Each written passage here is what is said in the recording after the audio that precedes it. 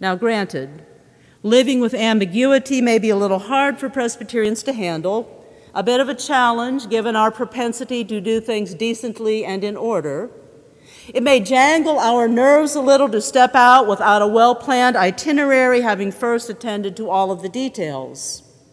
We try really hard to live with the illusion if we are just organized enough, have planned carefully enough, we can keep things neat and in order, nice and clean, with no big surprises along the way. But somehow Abram is able to live with ambiguity, managing whatever anxiety he may feel in the face of this new experience, calming his nerves in the midst of uncertainty, and able to respond to God's call before all the details are worked out. Abram is open to discovering new surprises of grace along the way, ready to step out in faith to begin this new walk with God, trusting God to reveal the next steps in due time. At least, this is how Abram is as long as he stands strong in his relationship with God. Which brings us to another thing I noticed in this passage: Abram's relationship to God, his connection to spiritual life, his frequent and regular worship of God. Abram is intentional in his worship life. God appears, promises are made, the journey begins toward Canaan. Then Abram and his family arrive in Canaan. They keep traveling until they come to a sacred place. And then God appears again with more specific promises than before. And Abram, solidifying his connection with God, intent on worshiping his God, builds an altar right on the spot where God appears to him this time. And then Abram sets off again, continuing the journey to which God is calling him. And again, after setting up camp in yet another new place, Abram builds yet another altar. And then they set off again, traveling in stages on this journey with God. Multiple times in only 9 verses, God appears, Abram responds, the journey begins, Abram worships, in what appears to be an ongoing cycle. Perhaps Abram also has the gift of staying centered on God. He responds quickly when he hears God's call. And all along the way, there is connection and reconnection with the God who calls him into action. So when Abram does act, his action is faithful action.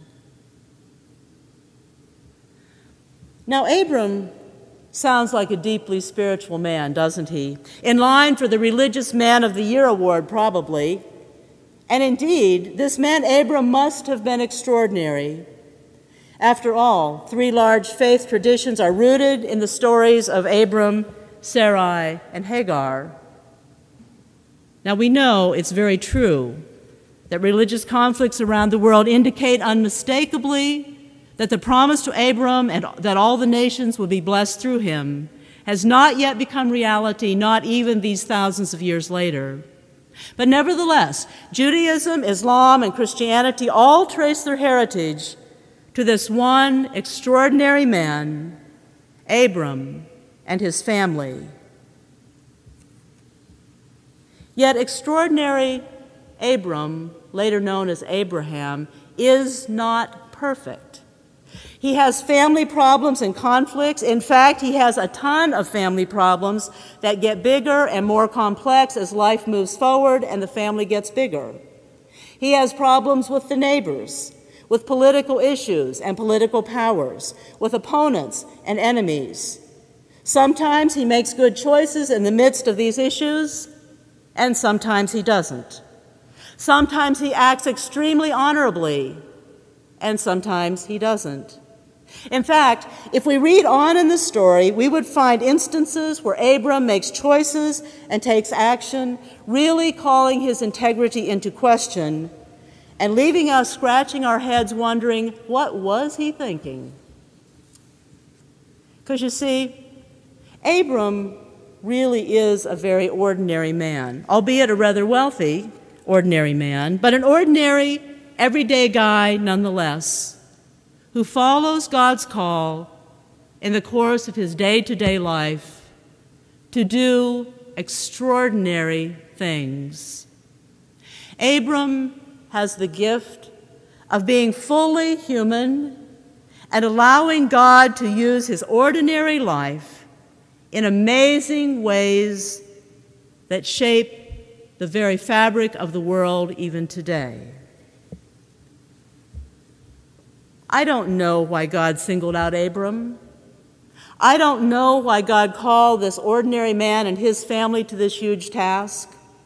I don't know if God called someone else before and they weren't in tune enough with God to feel the movement of God's Spirit in their lives, or they were closed to the possibilities of something new and different, or if the risk was maybe just too great, the dangers too imminent, the disruption in their lives too large.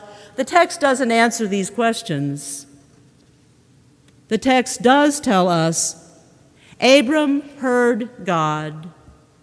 Abram listened to the call, and Abram responded with immediate, faithful action, reconnecting with God all along the way as further faithful action was required of him. I wonder, what might God be trying to get each of us to hear? What might God be calling each of us to do? Where might God be trying to lead each one of us? Because you see, God has not stopped calling people. The journey with God is not over. As I look around the world, as I look around Detroit, as I think about where God may be calling in our own time and place, I was reminded of words from the song, I Know Where I've Been, from the movie Hairspray. There's a road we must travel. There's a promise we must make, because the riches will be plenty, worth the risk and chances that we take. There's a dream in the future. There's a struggle we have yet to win. Use that pride in our hearts to lift us up to tomorrow, because just to sit still would be a sin. May we see and hear God in our lives, feel the Spirit of God moving within us, and centered on God, refuse to sit still, but respond in faithful action as men of God, as women of God, as youth and children of God. Amen.